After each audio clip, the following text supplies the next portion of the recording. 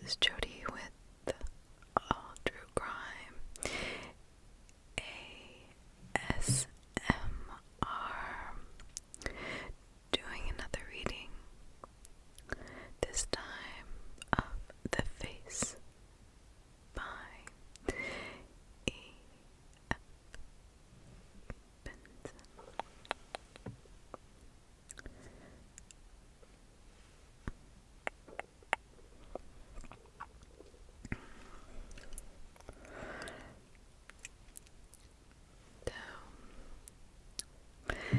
I did this yesterday, but I used a different microphone and I did not like it, and since I do not have access yet to visual triggers, and you're just listening to my voice, that I thought it had to be perfect. Well, it has to be perfect in my eyes. So I am redoing this because no matter what, I am doing this to make all of my listeners happy, and I appreciate you all so much. You have no idea.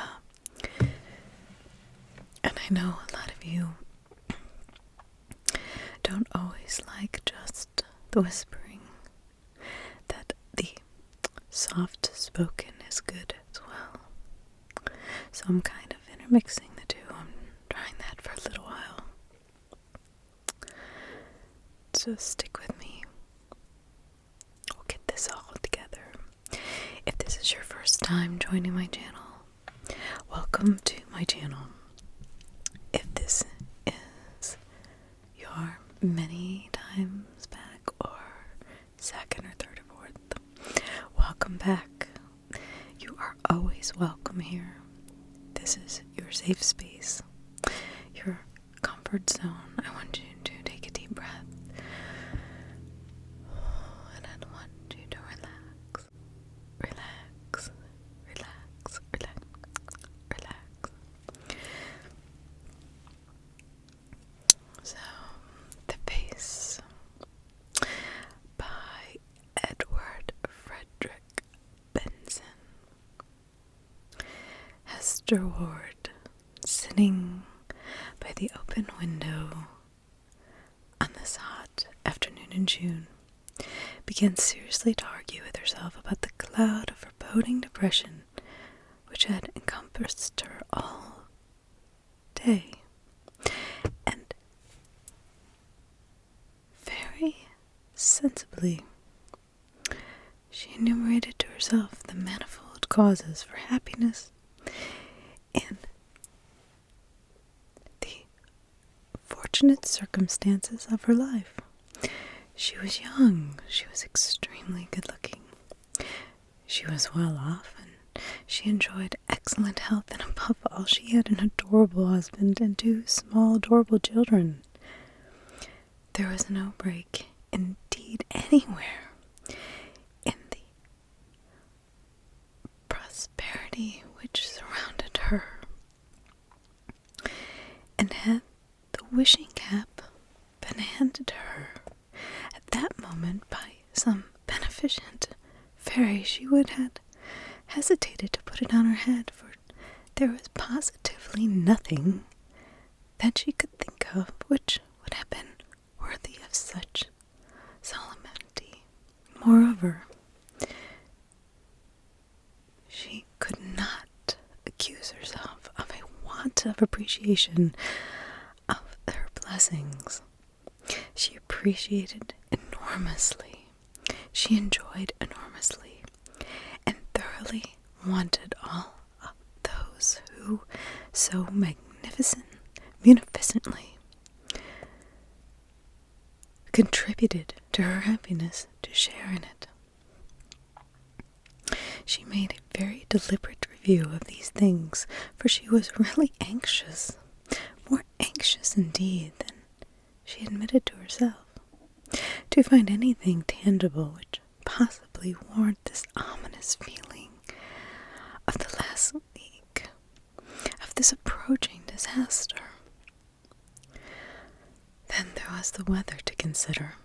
For the last week, London had been stifling hot, but if that was the cause, why had she not felt it before? Perhaps the effect of these broiling, airless days had been cumulative. That was an idea. But frankly, it did not seem a very good one. For as a matter of fact, she loved the heat. Dick, who hated it, said it was odd he should have fallen in love with a salamander. She shifted her position, sitting up straight in this low window seat, for she was intending to make a call on her courage.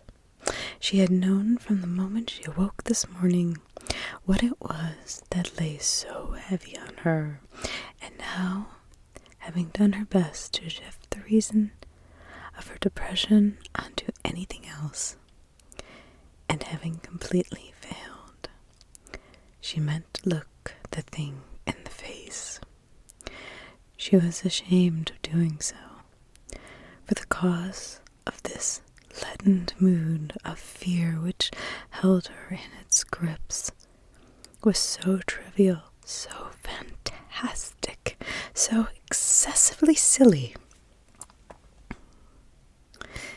Yes, there, never was anything so silly, she said to herself. I must look at it straight and convince myself how silly it is.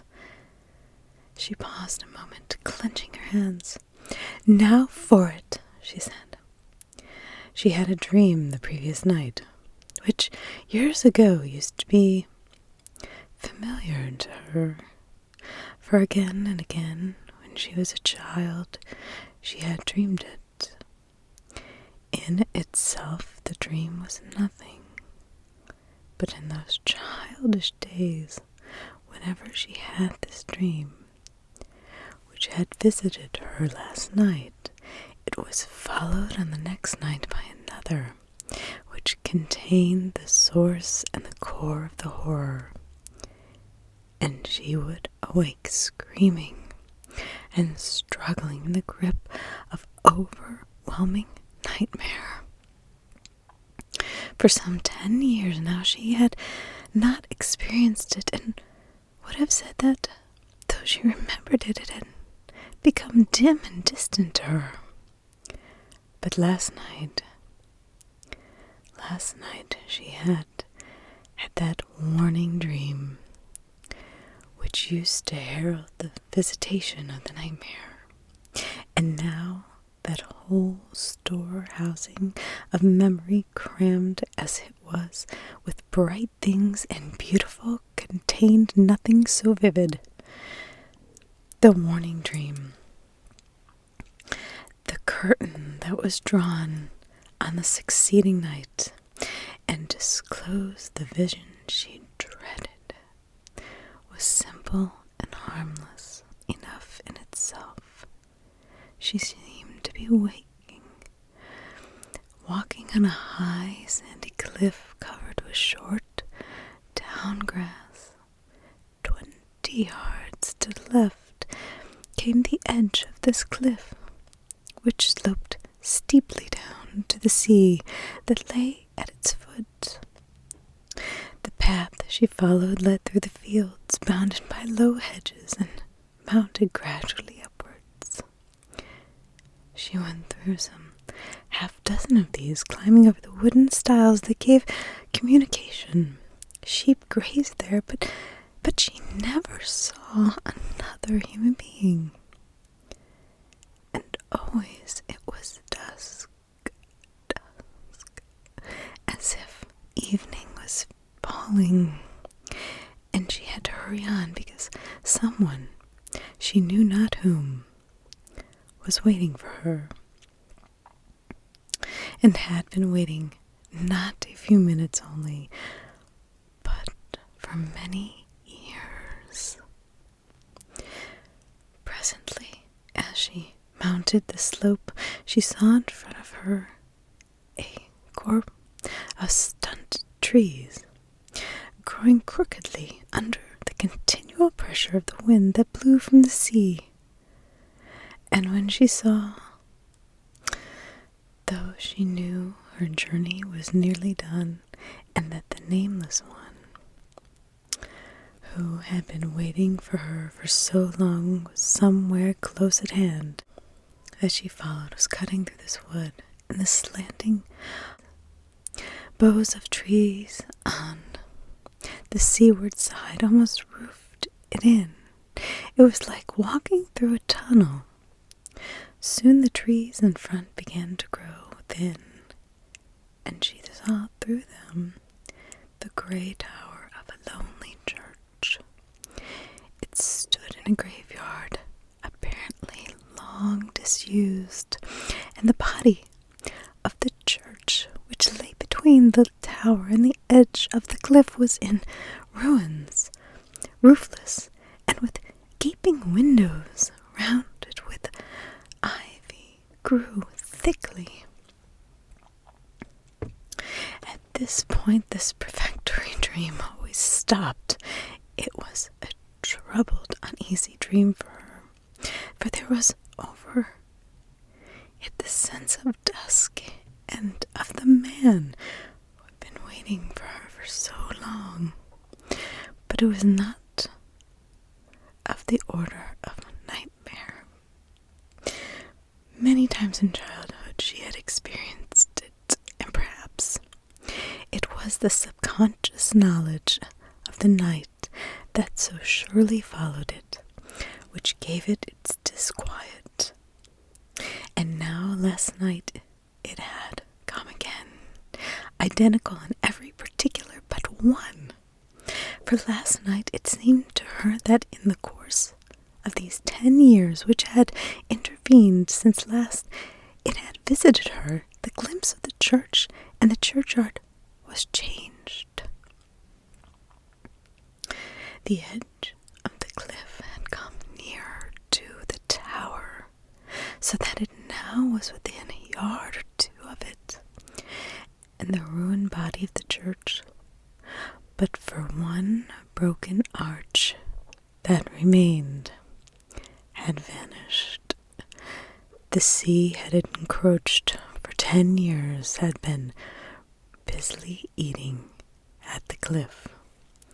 Hester knew well that it was this dream, and this alone, which had darkened the day for her, by reason of the nightmares that used to follow it, and like a sensible woman, having looked it once in the face, she refused to admit into her mind any conscious calling up of the sequel.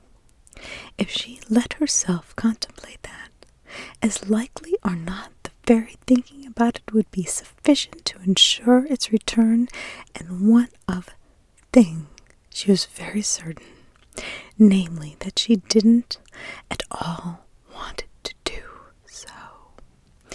It was not like the confused jumble and jangle of ordinary nightmare. It was very simple, and she felt it concerned the nameless one who waited for her. The nameless one who waited for her. But she must not think of it. No. Her whole will and intention was set on not thinking of it, and to aid her resolution, there was the rattle of Dick's latchkey in the front door, and his voice calling her. She went out into the little square front hall. There he was, strong, large, and wonderfully undreamlike. "This heat's a scandal. It's an outrage. It's an abomination of desolation," he cried, vigorously moping.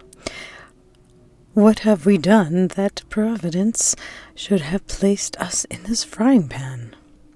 Let us thwart him, Hester. Let us drive out of this inferno and have our dinner at... I'll whisper it so that he shan't overhear. At Hampton Court. She laughed. This plan suited her excellently.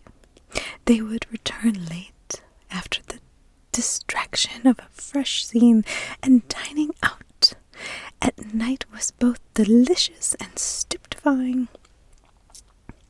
"Oh, the very thing," she said, "and I'm not sure Providence didn't hear. Let's start now. Rather, any letters for me?" He walked to the table where there were a few rather uninteresting-looking envelopes with halfpenny stamps. "Ah, receipted bill," he said. "Oh, it's just a reminder of one's folly in paying it. Circular unasked advice to invest in German marks. Circular begging letter, beginning, 'Dear Sir, Madam.' Such impertinence to ask one to subscribe to something without asserting one's sex, private view, portraits at the Walton Gallery.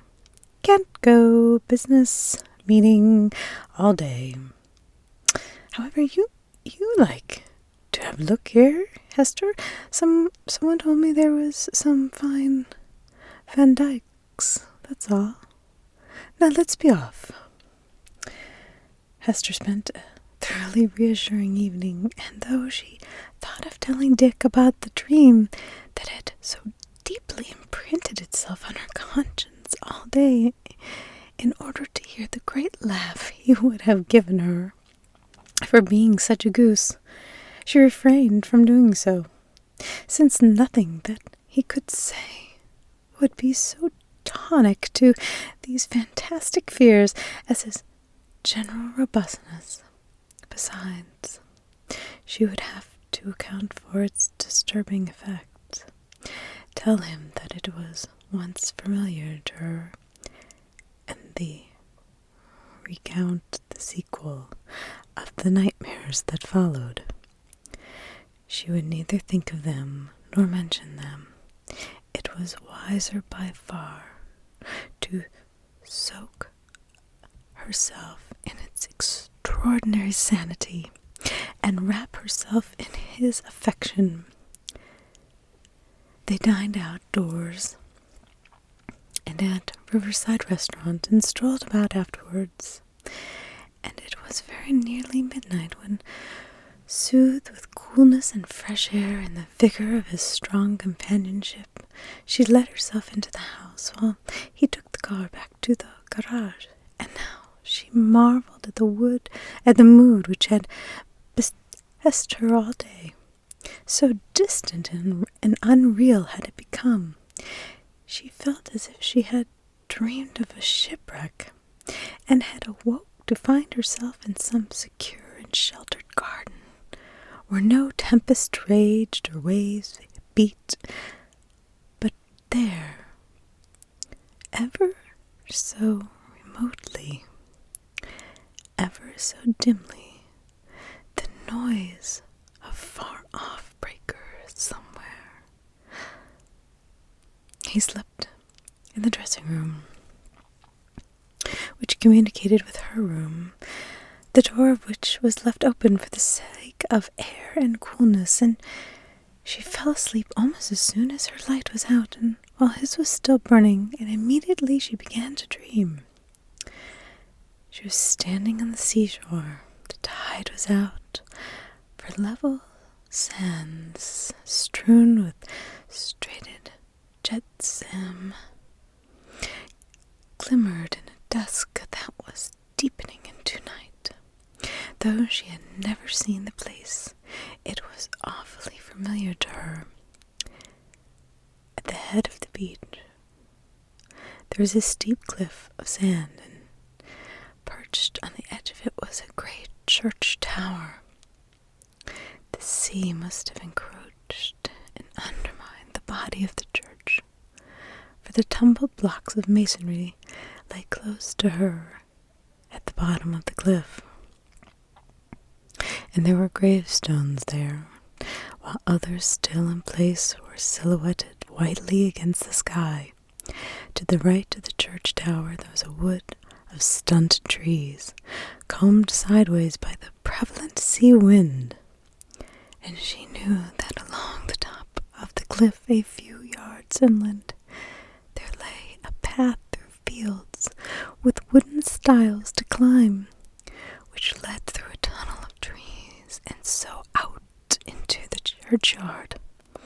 And all this she saw in a glance, and waited, looking at the sand cliff crowned by the church tower, for the terror that was going to reveal itself.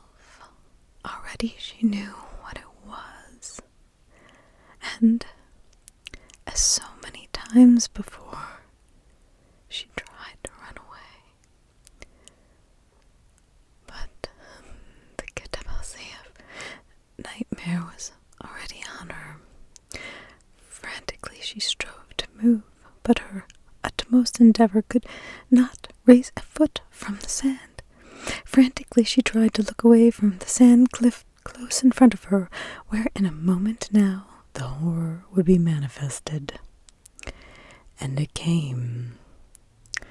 There formed a pale oval light, the size of a man's face, dimly luminous in front of her, and a few inches above the level of her eyes.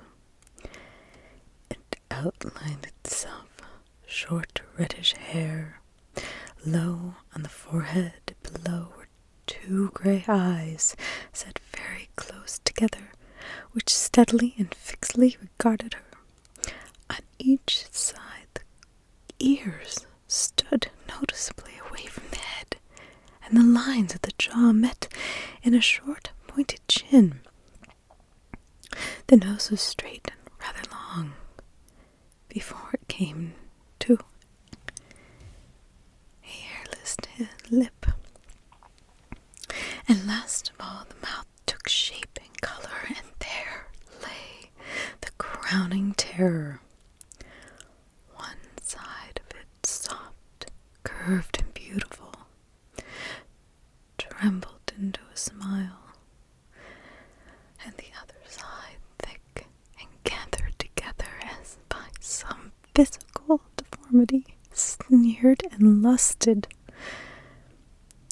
The whole face, dim at first, gradually focused itself into clear outline. It was pale and rather lean, the face of a young man. And then the lower lip dropped a little, showing the glint of teeth, and there was the sound of speech. "I shall soon come for you now," it said. And the words drew a little nearer to her, and the smile broadened. At the full hot blast of nightmare poured upon her. Again she tried to run, again she tried to scream, and now she could feel the breath of that terrible mouth upon her. Then with a crash, a rending like the tearing asunder of soul and body, she broke the spell and heard her own voice yelling, and felt with her fingers for the switch of her light. And then she saw the room was not dark, for Dick's door was open, and the next moment, not yet undressed, he was with her. "My darling, what is it?" he said. "What is the matter?" She clung desperately to him, still distraught with terror. "Oh, he has been here again," she cried. "He says he will soon come to me. Keep him away, Dick, please." For one moment, a fear infected him, and he found himself glancing around the room. "But who do you mean?" he said. "No one has been here." She raised her head from his shoulder. No, it was just a dream," she said. "But it was the old dream, and I was terrified. Why, you've not undressed yet. What time is it?" You have not been in bed 10 minutes, dear," he said. You had hardly put out your light when I heard you screaming." She shuddered. "Oh, it's awful," she said. And he will come again." He sat down beside her. "Now, tell me all about it," he said. She shook her head. No. I will never, it would never do any good to talk about it," she said. It will only make it more real. I suppose the children are all right, are they?" "Of course they are. I looked in them on my way upstairs." "Oh, that's good. That's good. But I'm better now, Dick. A dream hasn't anything real about it, has it? It doesn't mean anything." He was quite reassuring on this point, and soon she quieted down before he went to bed. He looked in on her again, and she was asleep. Hester had a stern interview with herself when Dick had gone down to his office next morning. She told herself that what she was afraid of was nothing more than her own fear. How many times had that ill-omened face come to her in her dreams, and what significance had it ever proved to possess? Absolutely none at all, except to make her afraid. She was afraid where no fear was. She was guarded, sheltered, prosperous. And what if a nightmare of childhood returned? It had no more meaning now than it had then, and all those visitations of her childhood had passed away without trace. And then, despite herself, she began thinking over that vision again. It was grimly identical with all its previous occurrences, except... And then, with a sudden shrinking of the heart, she remembered that in earlier years those terrible lips had said, "I shall come for you when you are older." And last night they had said, "I shall soon come for you now." She remembered, too, that in the warning dream the sea had encroached, and it had now demolished the body of the church. There was an awful consistency about these two changes in the otherwise identical visions. The years had brought their change to them, for in the one, the encroaching sea had brought down the body of the church. In the other, the time was now near. It was so... Oh no, it was no use. No use to scold or reprimand herself, for to bring her mind to contemplation of the vision meant merely that the grip of terror closed on her again. It was far wiser to occupy herself and starve her fear out by refusing to bring it in the sustenance of thought. So she went about her household duties. She took the children out for their airing in the park, and then, determined to leave no moment unoccupied, she off with the card of invitation to see the pictures in the private view of the Walton Gallery. After that, her day was full enough. She was lunching out and going on to a matinee, and by the time she got home, Dick would have returned, and they would drive down to the little house at Rye for the weekend. All Saturday and Sunday she would be playing golf, and she felt that fresh air and physical fatigue would exorcise her the dreaded of these dreaming fantasies. The dread that loomed over her. The gallery was crowded when she got there. There were friends among the sightseers, and the inspection of the pictures was diversified by cheerful conversation. There were 2 or 3 fine Rayburns, a couple of Sir Joshuas, but the gems, so she gathered, were 3 Van Dycks that hung in a small room by themselves. Presently she strolled in there, looking at her catalogue.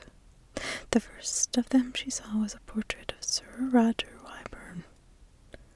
Still chatting to her friend, she raised her eye and saw it. Her heart hammered in her throat, and then seemed to stand still altogether.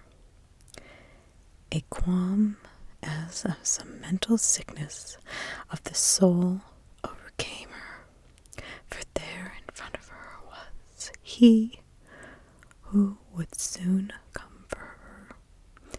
There was the reddish hair and the projecting ears, the greedy eyes set close together, and the mouth smiling on one side, and on the other gathered up into the sneering menace that she knew so well.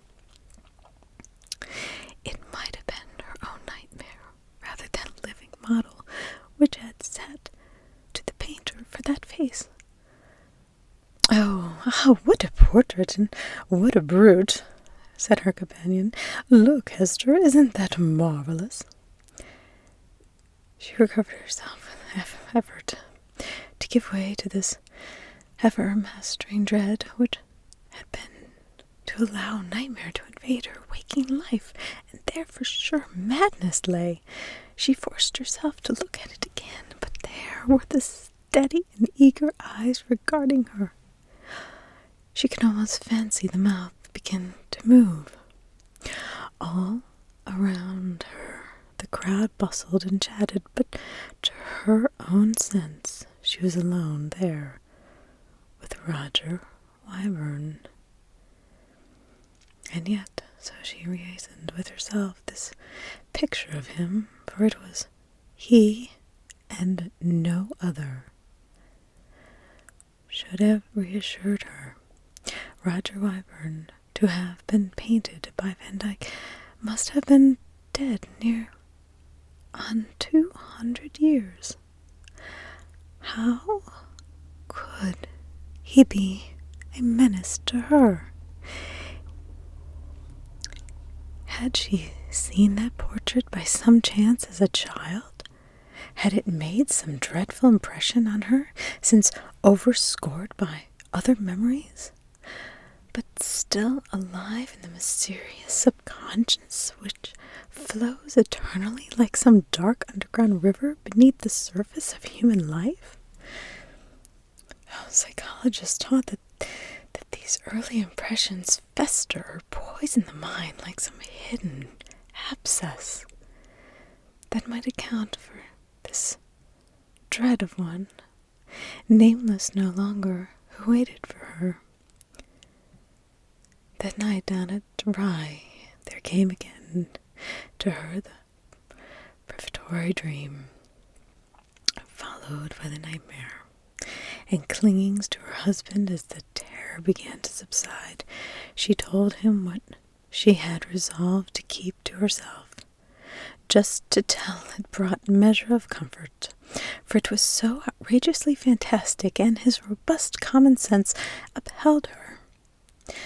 But when, on their return to London, there was a recurrence of these visions, he had made short work of her demur and took her straight to her doctor. "Tell him all, darling," he said. "Unless you promise to do that, I will. I can't have you worried like this. It is all nonsense, you know, and doctors are wonderful people for curing nonsense." She turned to him. "Dick, you're frightened," she said quietly. He laughed. "Oh, I am nothing of the kind," he said, "but I don't like being awakened by your screaming, not my idea of a peaceful night. So here we are." The medical report was decisive and peremptory. There was nothing whatever to be alarmed about. In brain and body she was perfectly healthy, but she was run down.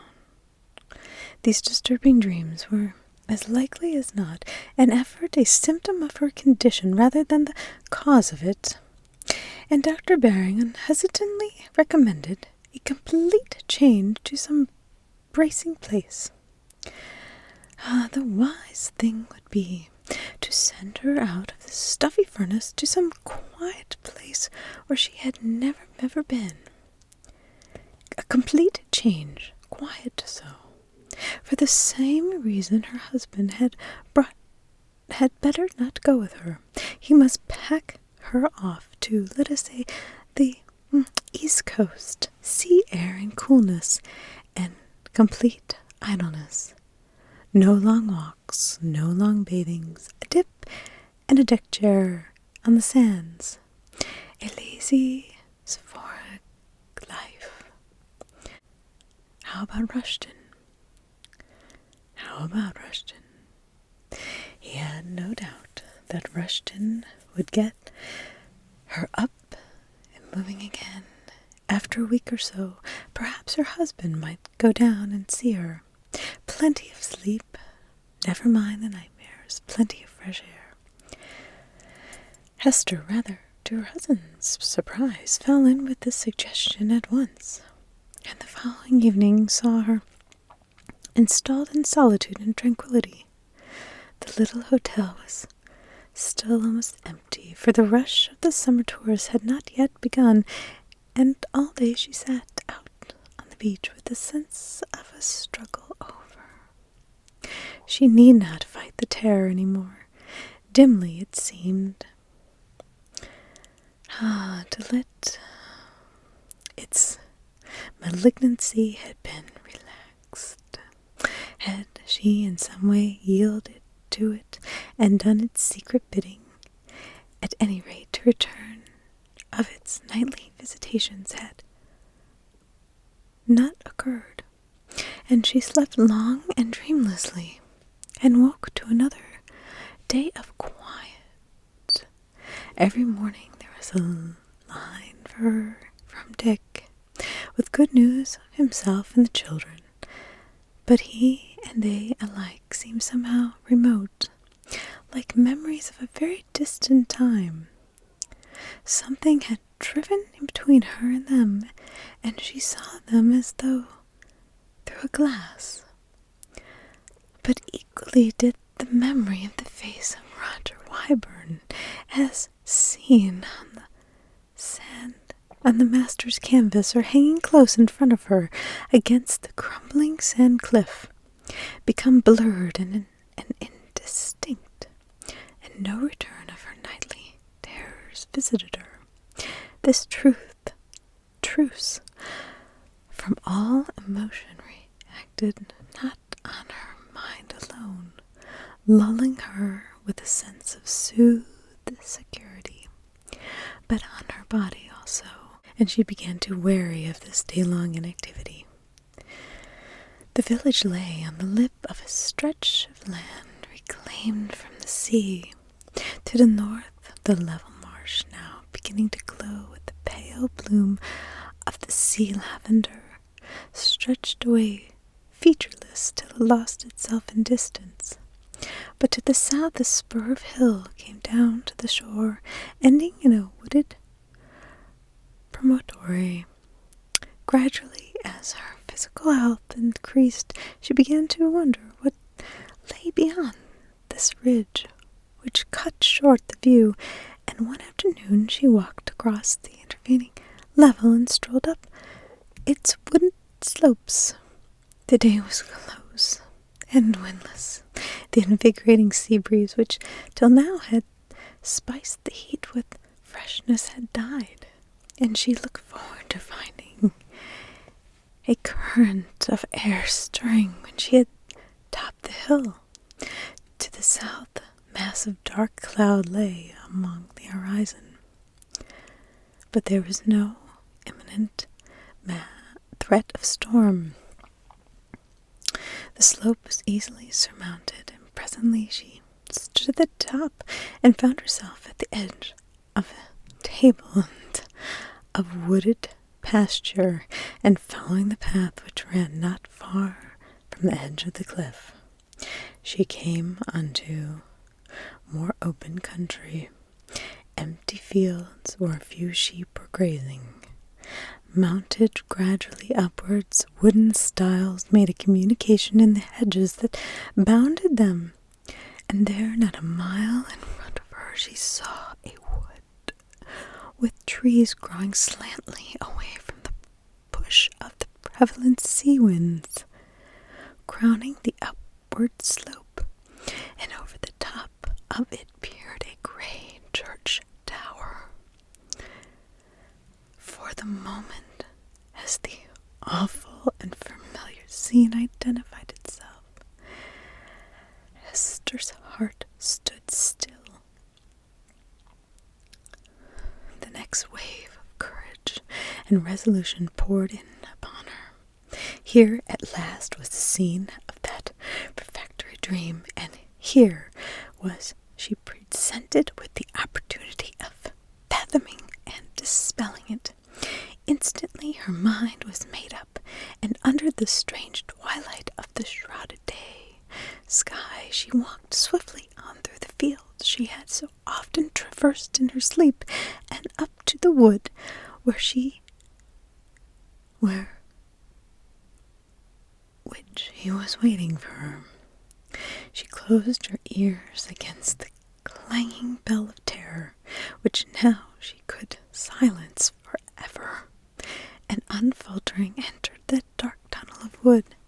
Soon in front of her, the trees began to thin, and through them, now closed at hand, she saw the church tower, and a few yards further she came out of the belt of the trees, and round her was the monumentus of a graveyard long disused. The cliff was broken off close to the church tower. Between it and the edge there was no more of the body of the church than a broken ark, which thick hung with ivy. Round this she passed, and saw below the ruin of the fallen masonry, and the level sand strewn with headstones and dejected rumble, and the edge of the cliff were graves already cracked and toppling. But there was one here. No one here. But there was no one here. None waited for her, and the churchyard where she had so often pictured him was empty as the fields she had just traversed. A huge elation filled her. Her courage had been rewarded, and all the terrors of the past began to become meaningless and phantoms. But there was no time to linger, for now the storm threatened, and on the horizon blinked of lightning was followed by a crackling peal. Just as she turned to go, her eye fell on a tombstone that was balanced on the very edge of the cliff, and she read on it that here lay the body of Roger Wyburn.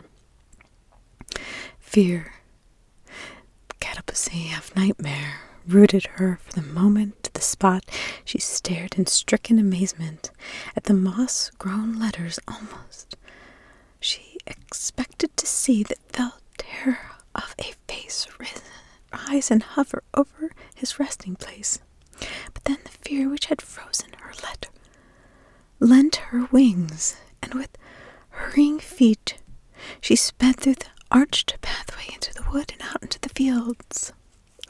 Not one backward glance did she give till she had come to the edge of the ridge above the village, and turning saw the pastures she had traversed empty of any living presence.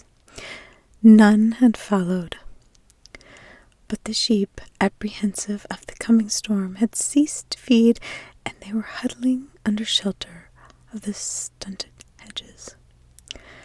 Her first idea in the panic of her mind was to leave the place at once, but the last train for London had left an hour before, and besides, where was the use of flight if it was the spirit of a man long dead from which she had fled? The distance from the place where his bones lay did not afford her safety. that must be sought from within, but she longed for Dick's sheltering and confidence. He was arriving in any case tomorrow, but there were long dark hours before tomorrow, and who could say the perils and dangers of the coming night might be. If he started this evening instead of tomorrow morning, he could motor down here in 4 hours and would be here by 10 o'clock or 11. She wrote an urgent telegram. "Come at once," she said. "Don't delay." The storm which had flickered on the south now came quickly up, and soon after it burst in appalling violence. For preface, there were but a few large drops that splatted and splashed and dried on the roadway as she came back from the post office, and just as she reached the hotel again, the roar of the approaching rain sounded, and the sluices of the heavens were opened.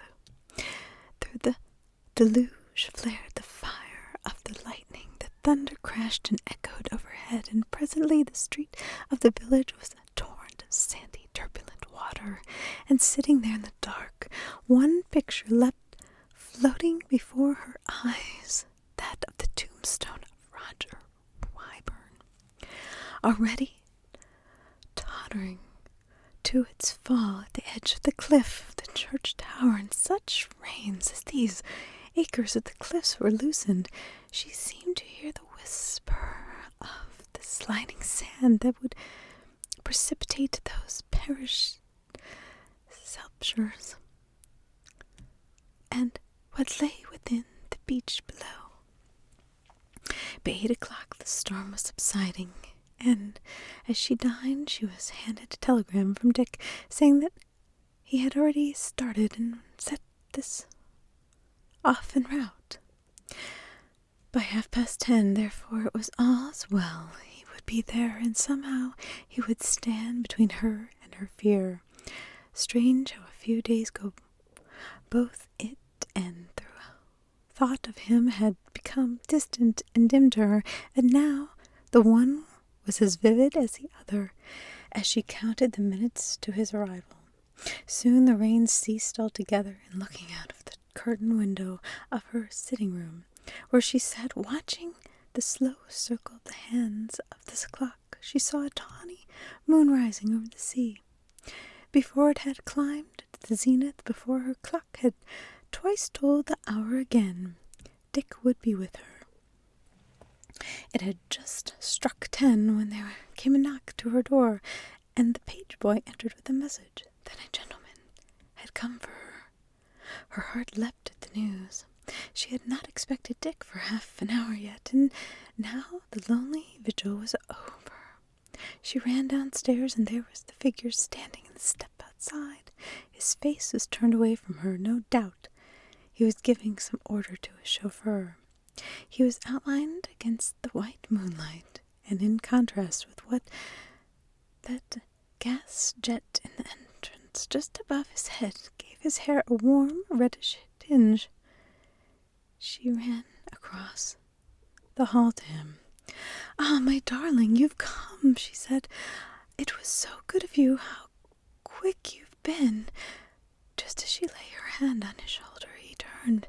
His arm was thrown around her, and she looked into his face with eyes close set and a mouth smiling on one side, the other thick and gathered together as by some physical deformity, sneered and lusted. The nightmare was on her.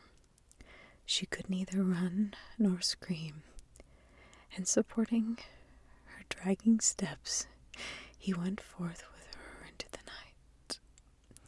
Half an hour Dick arrived. To his amazement, he heard that a man had called for his wife not long before, and that she had gone with him. She seemed to be a stranger here, for the boy who had taken his message to her had never seen him before, and presently surprise began to deepen into alarm. Inquiries were made outside the hotel, and it appeared that a witness or two had seen the lady whom they knew to be staying there, walking hatless along the top of the beach with a man whose arm was linked in hers. Neither of them knew him, but one had seen his face and could describe it. The direction of the search thus became narrowed down, and though with a lantern to supplement the moonlight, they came upon footprints which might have been hers. There were no marks of any who walked beside her, but they followed these until they came to an end, a mile away, in a great landslide of sand, which had fallen from the old churchyard on the cliff, and had brought down with it half the tower and gravestone, with the body that had lain below. The gravestone was that of Roger Wyburn, and his body lay by it, untouched by corruption or decay. Though 200 years had elapsed since it was interred there. For a week afterwards, the work of searching the landslide went on, assisted by the high tides that gradually washed it away. But no further discovery was made. The end. I hope you enjoyed this reading. Soft-spoken and whispered of the face.